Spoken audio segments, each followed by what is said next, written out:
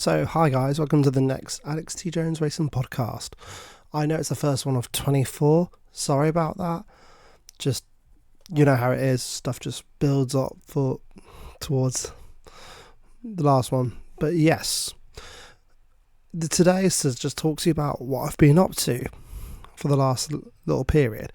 It's mostly been trying to find some sponsors, but honestly, just having some time with the family over Christmas and into the new year. But honestly, there might be one sponsor being confirmed soon-ish, because depends on if we can get logo for the car, essentially.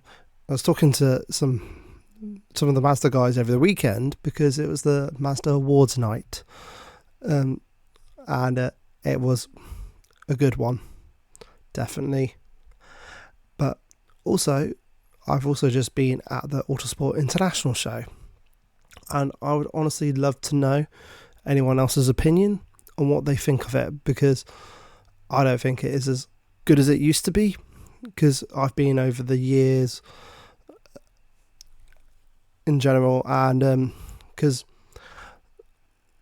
but I majority go for networking, and it's a good tool for any youngster or anyone trying to stay within motorsport and trying to help themselves, because networking is so vital, in all honesty.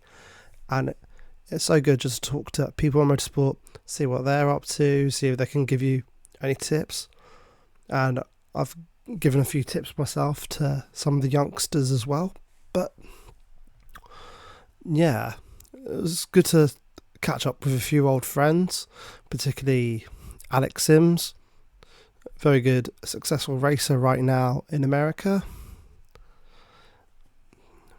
But yes, anyway, when I was at Autosport, I got myself a new collectible as well, and should have down here, and hopefully it works this time where it actually shows it. But Lewis Hamilton framework painting, which I think is the boss.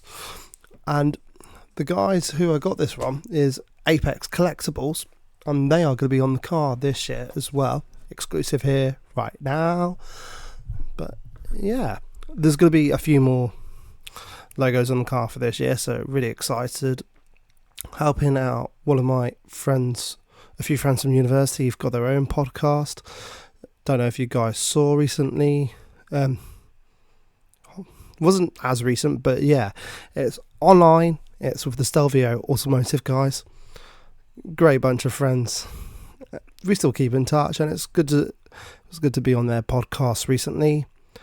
But yeah, their is at Stelvio Automotive on Instagram as well, which keep an eye out for any future podcasts, because might go back on. We'll see. Anyway, I know I was talking in the last video about guests, and I will admit, you might be able to see in the lighting there in the video, it's not as strong because I've been trying to understand the overlays properly to try and fit the logo in at the top there. But yeah, because the software here I use OBS, and it's still trying to get to grips with it, but hopefully we should see the first guest soon. Just waiting to see if they're ready yet. Anyway, so yes, Autosport International.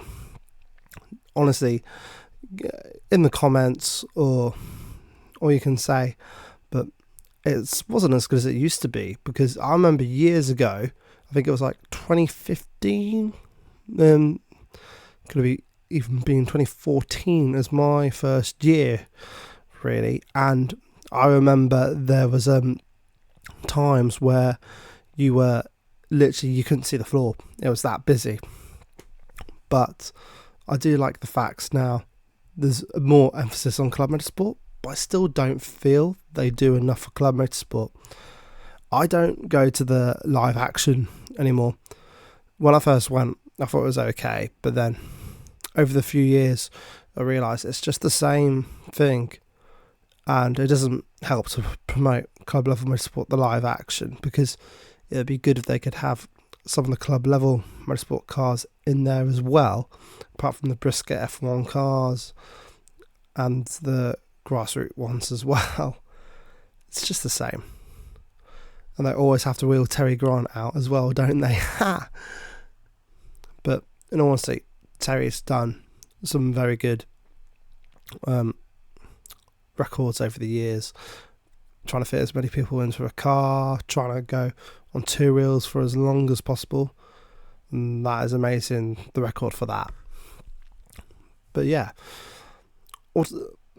I was there on the first day on Friday. I know there was restrictions for those 2 days because they didn't really allow the university students or many youngsters in, because they want to try and promote an emphasis on them to stay in school and learn, which is commendable, but there needs to be a few more school trips so they can understand what happens in motorsport, because they had a few, but I didn't see many schools in or around, because over the years at Autosport there's been different colleges / universities there trying to promote their courses, and this year you had the Wolverhampton University, which was so good to have, because I even went on the simulator at one point, and it was a pretty good simulator, but I just like to go on simulators at the end of the day, because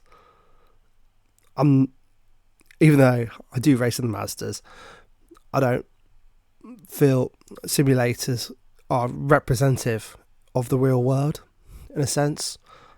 I mean, it's good to prepare you for motorsport in general, but like Lewis Hamilton says, you do feel through your bum a lot, because you can understand what that car does. You can't truly replicate that on a simulator, as I feel, but I know they're getting a lot better, and it's not just in single seaters or Mazdas.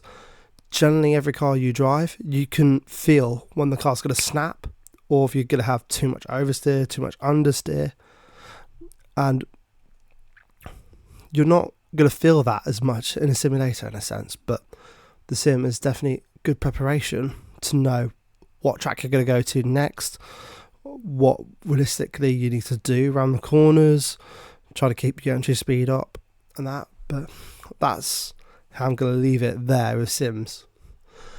Anyway, so yes, with Autosport, I do feel they need to promote club level motorsport a bit better. It'll be interesting to see what you guys think of that.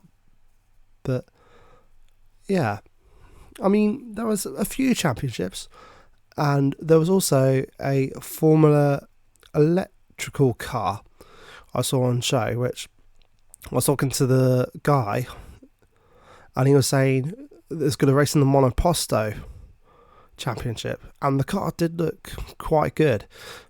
A little bit basic, but if you want to keep costs down, it will be interesting to see how that fares this year.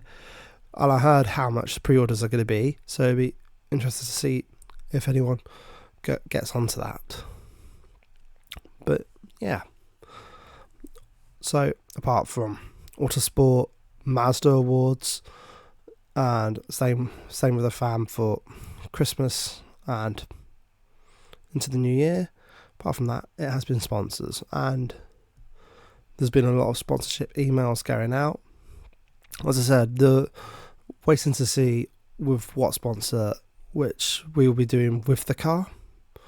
I'm going to add a little bit more gold onto the car for this year as well, so I'm hoping it stands out a bit better. Anyway, I was talking to my team boss, Paul Sherd, and there's going to be a few upgrades to the car, and it'll be interesting to see if I can go much better with a new engine, because it's gone for the engine rebuild, sent the gearbox off for a precautionary check as well, and we'll just see what else will need to be done before the second round, because I was saying to a few of my friends recently, unless something happens, I'm not going to be that first round.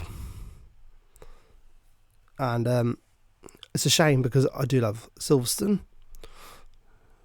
But yeah, the second round's at SNET, and as you guys probably saw last year, I went fairly well at SNET, so particularly in the wet. So 17th overall, best result in the Mazda. Hopefully can be a bit better this year. Want to be on that class podium definitely. Maybe try and get a class win if I can. All depends on circumstances for the year. We'll see. And what's going to be funny this year is that me and my close friend Jack Sycamore, we're gonna have a bet to see who can get as many podiums throughout the year. So see how many podiums he can get in the pro class, and let's see how many podiums I can get in club class. Put it this way, if I can get more podiums than him, we'll have to see. Speaking, fingers crossed, if I get more, the first round's on him. But yeah,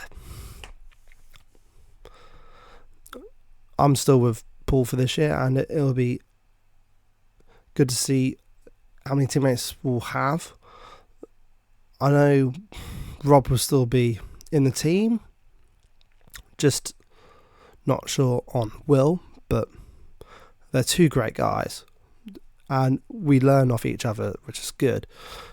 And Rob, I don't think they're going to be doing full seasons from the sounds of it, but yeah, you should hopefully see the pair of them into that top 10 potentially for this year, for when they come out. Anyway, apart from those situations and everything else, I know it's just sort of shorter video today. It's just trying to get everything done, and I wanted to get this out for you guys as quickly as possible because I know it's been for ages. But yeah, it's a shorter video today, and I hope you enjoy listening to it, and I should hopefully be posting a new one soon. So thanks for listening in, guys. Cheers.